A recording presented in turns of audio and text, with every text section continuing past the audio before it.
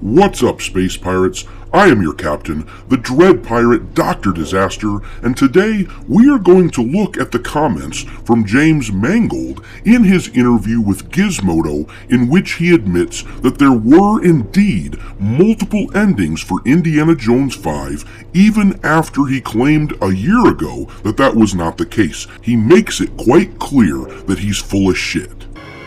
Would I lie?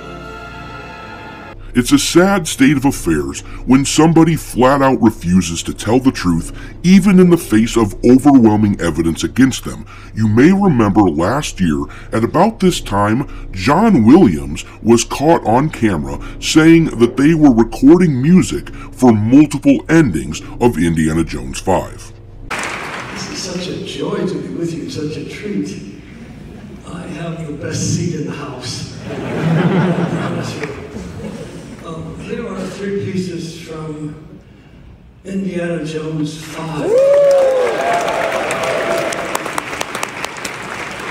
I thought we would be finished with Indiana Jones after 4. You know Harrison Ford. You all know who Harrison Ford is. And Harrison is 78 years old, but he's much younger than I am. But I thought, if he can do 5 of them, I have to try to do the fun 5. So we have just about completed the film. We have maybe another ending to shoot and to record maybe in a couple of weeks. But James Mangold assured everyone that wasn't true. Well, in this video, we are going to look at an article from Variety a year ago where he tried to shoot down the rumors of multiple endings, and then we are going to break down what Mangold said in this Gizmodo interview, which paints a pretty clear picture of what James Mangold really is. Liar! So saddle up and strap yourself in, because we are going to have a laugh as we call James Mangold what he really is. You liar!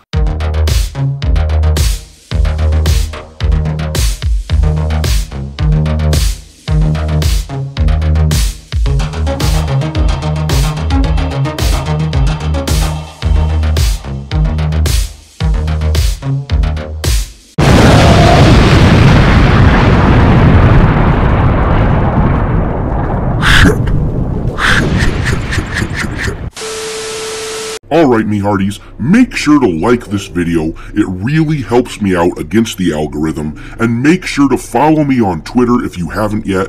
My handle is Dr. Disaster 1. Now, let's dive on into this article from a year ago when Mangold was shooting rumors down that there were multiple endings for Indy 5. The headline says, Indiana Jones 5 director shuts down reshoot rumors, we never shot new scenes or alternate endings. James Mangold returned to Twitter after a short break to once again battle Indiana Jones trolls. Mangold, director of Indiana Jones 5, officially titled Indiana Jones and the Dial of Destiny, previously shut down claims that his movie hands over the role of Indiana Jones to Harrison Ford's new co-star Phoebe Waller-Bridge. Mangold is now shutting down more lies, including claims that he had to shoot new scenes and alternate endings for the movie. So, I took a birthday break from trolls, but it seems I gotta once again say, we're not shooting and never shot any new scenes or alternate endings. Mangold wrote on Twitter, our film is 99% finished, getting rated by MPAA and VFX being completed. Happy holidays. Now let's compare that to what he said in the recent interview with Gizmodo. The Gizmodo headline reads, the shocking ending of Indiana Jones 5 wasn't always what's in the movie. Director James Mangold spoke to IO9 about the metaphysical ending of Indiana Jones and the Dial of Destiny. Indiana Jones movies always end up with the impossible, ghosts coming out of an ark, a rock healing a village, a cup granting immortality, aliens with crystal skulls. So, when Indiana Jones and the Dial of Destiny gets to its big third act moment, it's shocking, but also fits right in. However, getting to that idea wasn't instantly obvious, as the film's director James Mangold told IO9 in a new interview. We're going to dive into spoilers now, but if you haven't seen Indiana Jones and the Dial of Destiny, it's streaming on Disney Plus and available on 4K Blu-ray at those links. How about new? Yeah, if I wanted to defile the memory of a beloved piece of my personal history, I'd go urinate on my grandparents' grave. At least it wouldn't cost me $12 a month or whatever the hell Disney Plus costs us. At least I wouldn't have to pay for the privilege. I find it hilarious that this article is hawking Disney Plus subscriptions. What a bunch of schmucks. But let's continue. In Dial of Destiny, the film's villain, Jurgen Voller, Mads Mikkelsen, used the titular dial to, he hopes, go through a fissure in time and arrive in pre-World War II Germany. Voller wants to kill Hitler and take over Nazi Germany himself, thereby changing the course of history. However, once Voller and the other characters go through the fissure, everyone ends up in Syracuse, Italy, in 212 BC, a time and place Indy has studied his whole life. That ending, Indiana Jones time travel, for simplicity's sake, was not in place when Mangold came on board to direct the movie. When I came on the movie, they had been playing with a bunch of different things, which were basically just reduxes of what had happened in the first movie, Mangold told IO9 over video chat. Just more apparitions and ghosts, and I felt like I was just watching the first movie over again when I envisioned what was in the existing scripts, and I felt like what Stephen and George and Larry Kasdan and David Koepp as well had done successfully in the other films was to keep kind of pulling up a rock on a different aspect of history and metaphysics and not going back to the same thing. In a way, I didn't want to do the kind of, is it a Death Star again? Dude, seriously, you lost the ability to have it not just be a Death Star again when you signed up for another old Indiana Jones movie. We had already gotten an old Indiana Jones film. Kingdom of the Crystal Skull was the old man Indy film. It's been played out. The whole thing was a terrible idea, especially when you consider that Indy was old in 2008 when the last film released, and this is 15 years later. But I digress. Mangold went back to the drawing board. He knew he had an older hero in an era that's kind of passed him by, and the movie is exploring the themes of time, past and present. That became my central idea, which is why the movie opens in the past and, in other iterations, went back there at the end. When we did start writing, it was my theory that at first that we would end up back in Nazi Germany in 1938, he said. Yes, once Mangold and the team realized they wanted the dial to bring Indy back in time, the first idea was that Voller's plan would work and Indy would just have to stop him in Germany.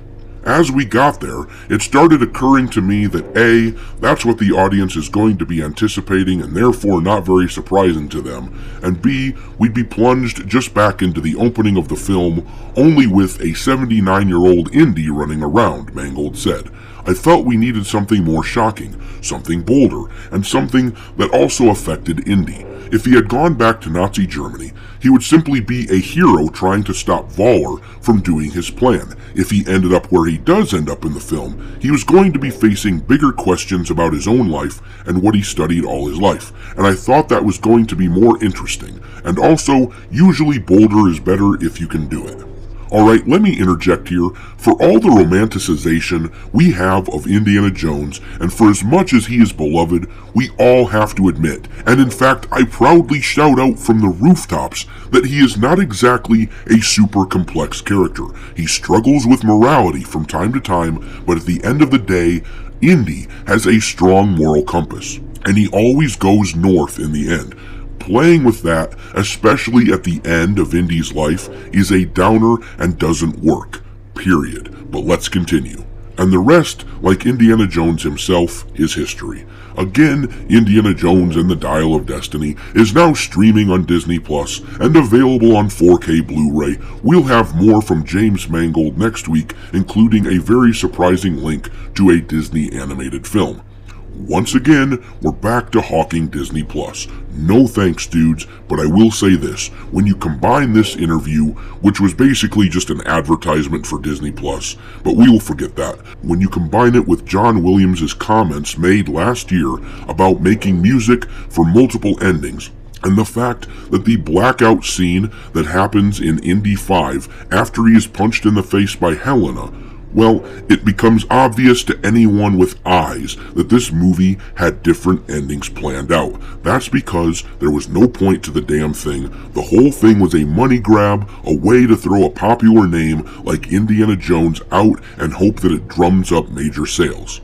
The fact that Indiana Jones 5 lost Disney money will be remembered as one of the greatest failures in box office history. After headlining this massive failure, James Mangold should be too embarrassed to show his face, let alone too embarrassed to do interviews. But you want to know how you can tell Disney hasn't learned a damn thing? They think that using Mangold in an interview like this is somehow going to be good for them. They think that it's a draw, they think it's a way to bring people in to subscribe to Disney Plus. They haven't learned, they won't learn, and they deserve to lose many, many more dollars on their shitty ideas. Thanks for watching, me hearties. If you haven't already, your captain is inviting you to subscribe to the channel and become a part of the crew. Life as a space pirate may not be glamorous, but there's always plenty of booty.